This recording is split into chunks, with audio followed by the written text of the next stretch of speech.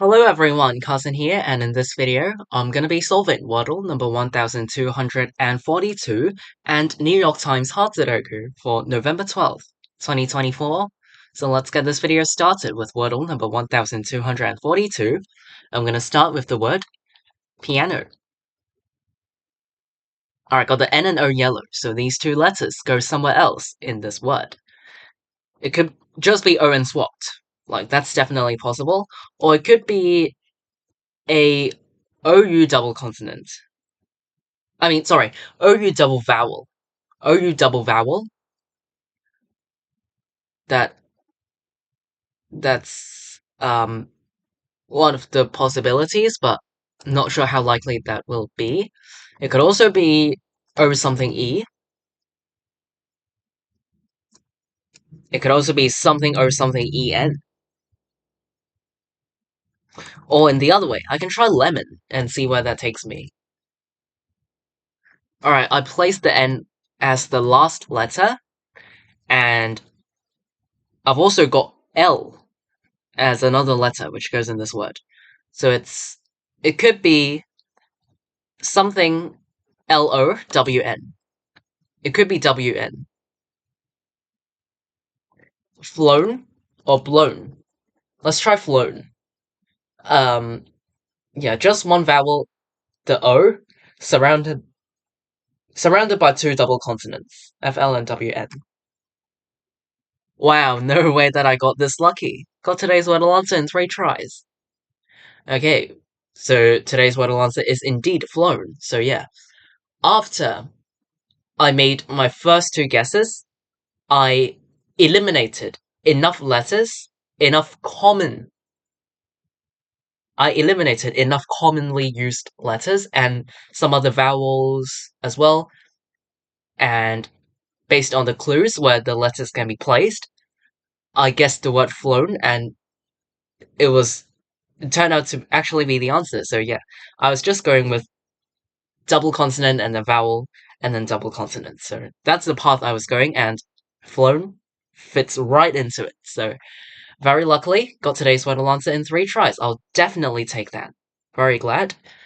So yeah, the Wordle answer for Wordle number 1242 is flown. I got it in 3 tries. After I'm done with this, let's move on to New York Times Sudoku. Again, today is November 12th, 2024. Let's start the hard difficulty Sudoku for today.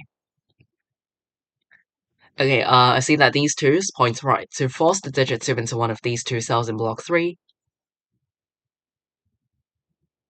these ones point up. To force the digit 1 into this cell in block 2, this one points down and this one points right.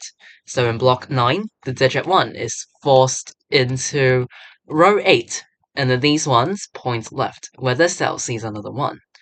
These ones point right and this cell sees another 1.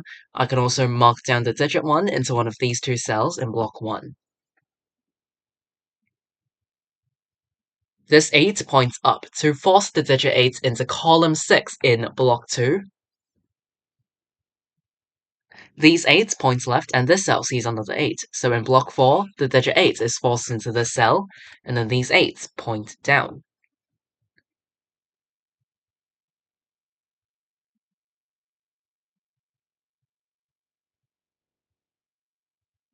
This 3 points up and this 3 points left. So in block 4, the digit 3 is forced into column 2, and then these 3's point up, where this cell sees another 3. So in block 1, the digit 3 is forced into this cell, and then these 3's force the digit 3 into this cell in block 2, and then these 3's points down, this cell sees another 3. Oh, sorry, I missed this 3. So actually, all of these 3's force the digit 3 into this cell in block 8, and I can also force the digit 3 into one of these 2 cells in block 6.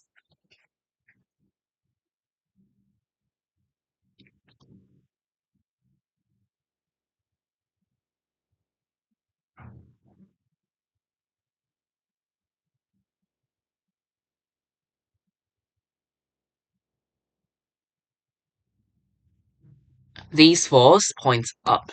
And I also noticed something. That is in row 3. In row 3, 4 is a missing digit. This cell sees 4, this cell sees 4, and this cell sees another 4. But 4 still has to go somewhere in row 3. So the digit 4 in row 3 is forced into one of these two cells. And the digit 4 in block 8 is forced into one of these two cells.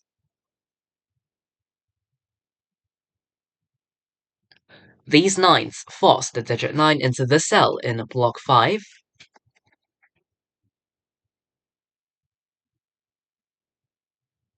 This 6 points down to force the digit 6 into column 4 in block 5.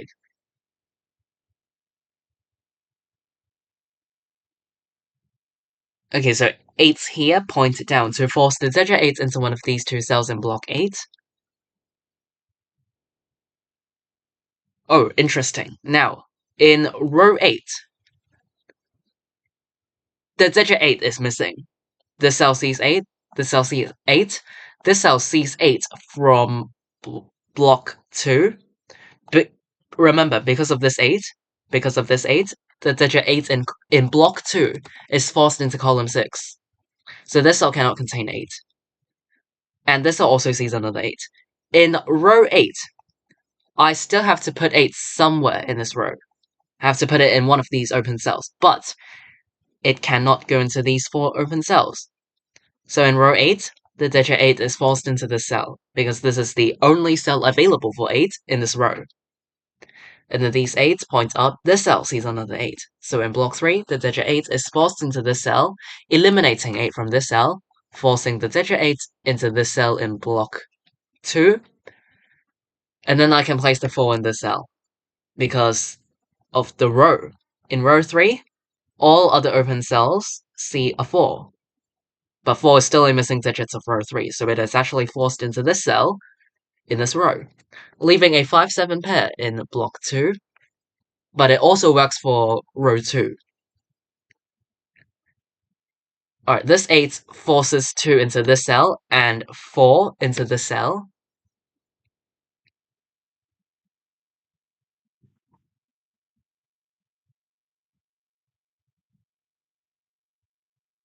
In row 3, 5, 6, and 7 are the missing digits. This cell sees 5, so it's 6, 7, 5, 6, 7, 5, 6, 7. Oh, right, notice how the 5 is guaranteed in some one of these two cells in this 5-7 pair. So 5's, I don't care which cell 5 ends up in. We just know that they share a row. So 5's here, points left, and this 5 points up. So in block 1, the digit 5 is forced into this cell. And then the digit 4 in block 1 is forced into one of these two cells. Actually, these 3 cells form a 1-4-9 triple for the row. Because in row 2, there are 5 open cells left, but we have a 5-7 pair, meaning that the other 3 open cells in the same row form a 1-4-9 triple. But this cell sees 1 and 9. This cell sees 1 and 9, so it must be a 4, leaving behind a 1-9 pair. This cell is also 6 or 7.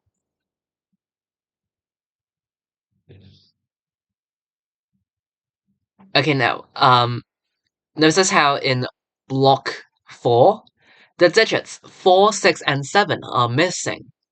And they cannot go into these 3 cells because there's already 4, 6, and 7 in column 2. These two cells see 4 and 6 and 7 from this pair. So these two cells cannot contain 4, 6, and 7, so these 3 digits can only go into the other 3 open cells. Well, actually, I can make this more simple. These 4's force the digit 4 into this cell in block 4, so a 6-7 pair is left, which makes these two cells a 2-3 pair.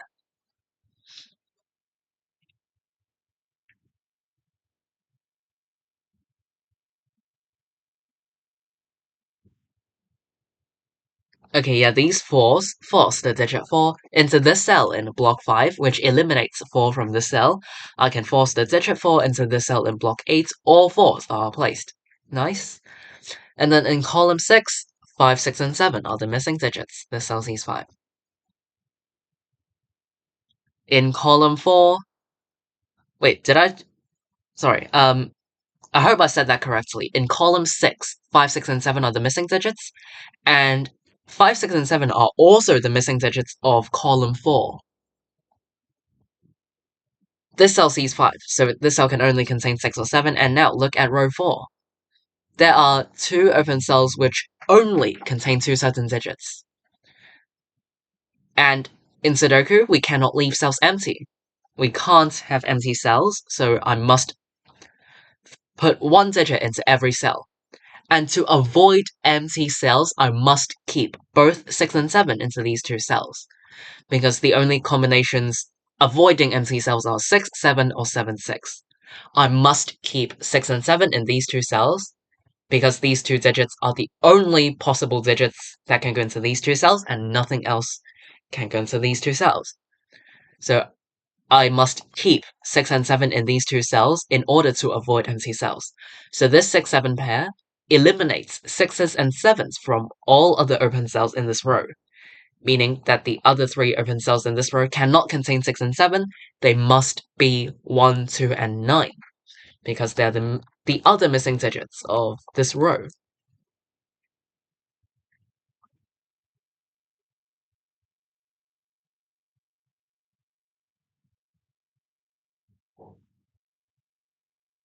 Okay, the digit 5 in block 6 is forced into column 8, which eliminates 5 from this cell. Now look at row 3. 5 is a missing digit. This cell sees 5, and this cell sees 5 from block 6. So in row 3, the digit 5 is forced into this cell, leaving a 6, 7, 9 triple in block 3.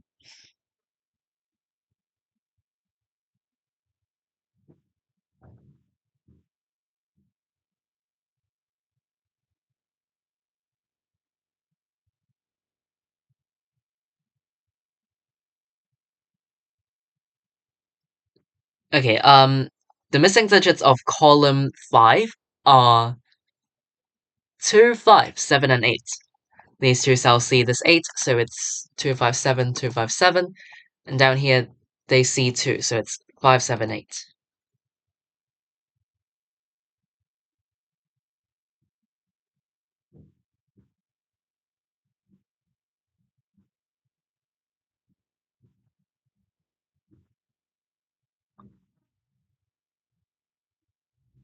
Okay, I do see something interesting. Alright, so notice how in block 6, 1, 2, and 9 go into these 3 cells. 1, 2, and 9 go into these 3 cells, meaning that the other 4 open cells in block 6 contain 3, 5, 6, and 7. So let's mark that down. Okay, I've marked down the 6s and 7s along with the 3s and 5s. Now look at column 8. In column 8, there are 3 open cells which only contain 3 digits. It's basically the same concept as the 6-7 pair here. These 3 open cells only contain 3 certain digits, in this case, 5, 6, and 7. So in order to avoid empty cells, I must keep 5, 6, and 7 into these 3 cells.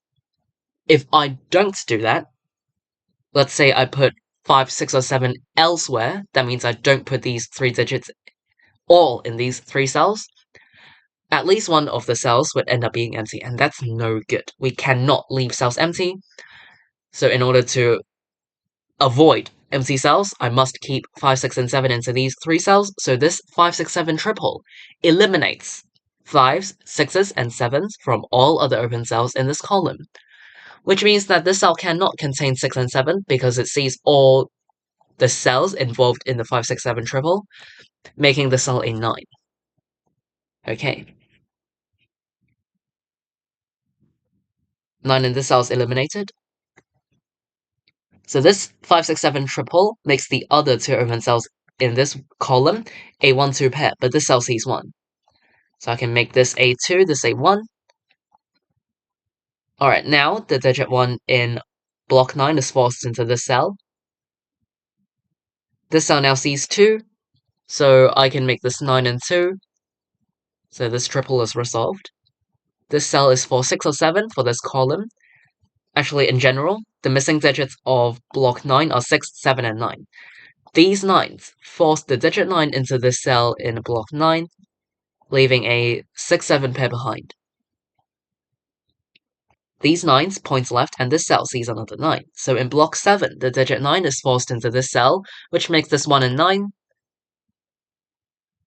9. These ones point down and this cell sees another 1. So in block 7, the digit 1 is forced into this cell, making this cell an 8.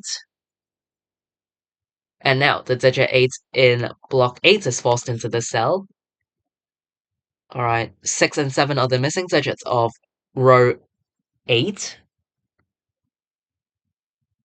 These 2's points left and this cell sees another 2. So in block 7, the digit 2 is forced into this cell.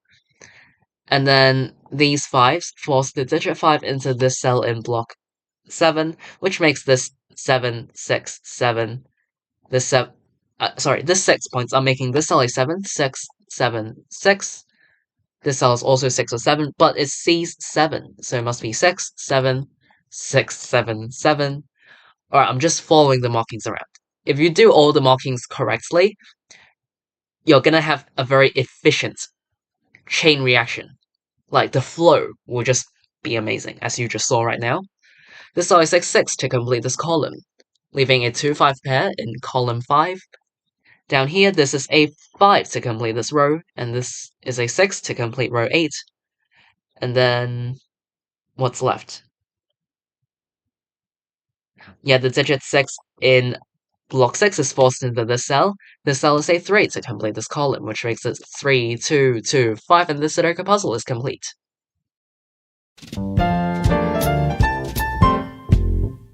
Alright, I finished today's New York Times Hard Sudoku in just under 14 minutes, so I would say this Sudoku puzzle is, some places were straightforward, but I was difficulty.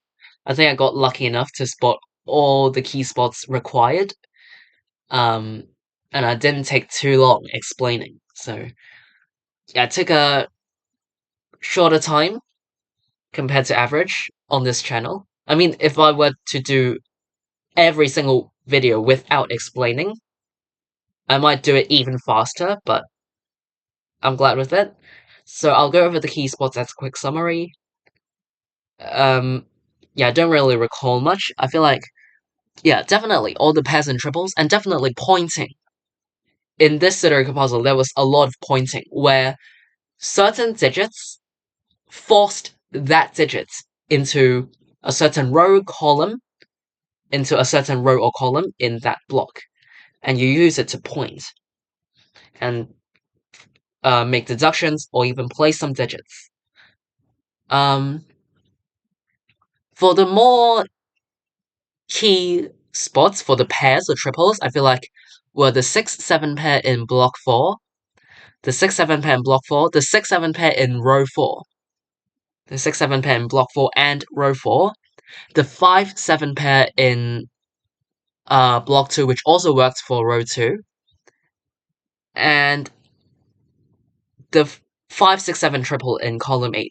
Yeah, I feel like this was quite significant towards the end. The 5-6-7 triple in column 8. So, pairs and triples like that, I don't really recall much, so if I missed anything, feel free to tell me in the comments, or if you have any other questions or difficulties, feel free to leave them in the comments down below. I'll be glad to reply you, and hopefully this video helped. Yeah, it was mainly just pointing and pairs and triples, and make deductions from that. Alright. Today is November 12th, 2024. In this video, I've solved Wordle number 1242 and New York Times Hard Sudoku for today. See you all in tomorrow's video. Bye!